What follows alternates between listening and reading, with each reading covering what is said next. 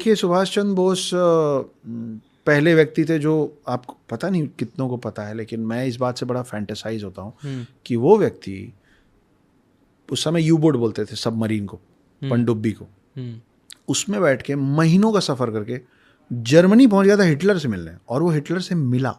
अच्छा। ये बोलने के लिए कि मुझे आप अपने आर्मी का एक टुकड़ा दे दीजिए, मेरे को मेरा देश आज़ाद कराना। अच्छा।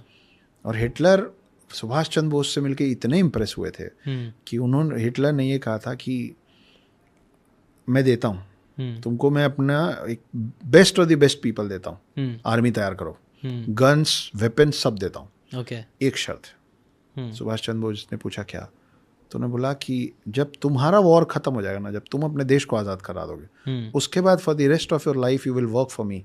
अच्छा। तुम वापस आओगे, मेरे को सर्व करोगे। ओके। वो इतना बड़ा देशभक्त था कि उसने बोला मेरा देश आज़ाद हो जाएगा और आप बोलेंगे तो मैं देश कभी नहीं लौटूंगा। ओके। मैं जीवन भर I will serve you if you do this.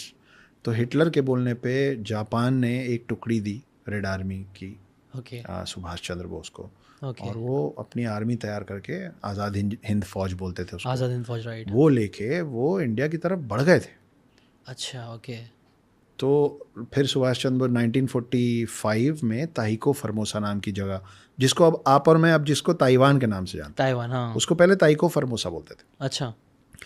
तो उसमें प्लेन क्रैश हुआ जिसमें माना गया कि सुभाष चंद्र बोस की मृत्यु हो गई, हाँ। उनकी डेथ हो गई। लेकिन वो बहुत कंट्रोवर्शियल है क्योंकि एक तस्वीर है 1961 की, तो अगर सुभाष चंद्र बोस 1945 में मर गए तो उसके बाद उनकी तस्वीर हो नहीं सकती, राइट। मगर सच में एक तस्वीर है 1961 की, अच्छा, पेरिस में खींची हुई, जिसमें सुभाष चंद्र बोस खड़े हुए दिखते हैं। अच्छा।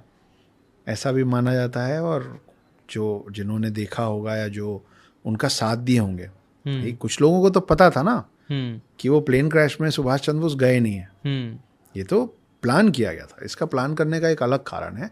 वो कारण ये है कि जब इंडिया और ब्रिटेन के बीच में ये संधि हो रही थी इंडिपेंडेंस की, ट्रीटी बोलते थे, हाँ, ओके। तो जब ट्रीटी साइन हो रहा था उसमें बहुत सारे पॉइंट्स में एक ये भी पॉइंट था, इस ट्रीटी में क्लॉज में पॉइंट था कि सुभाष चंद्र बोस जब भी लौटेंगे देश, भारत देश, तो उनको हमारे सुपुर्द कर दिया जाएगा।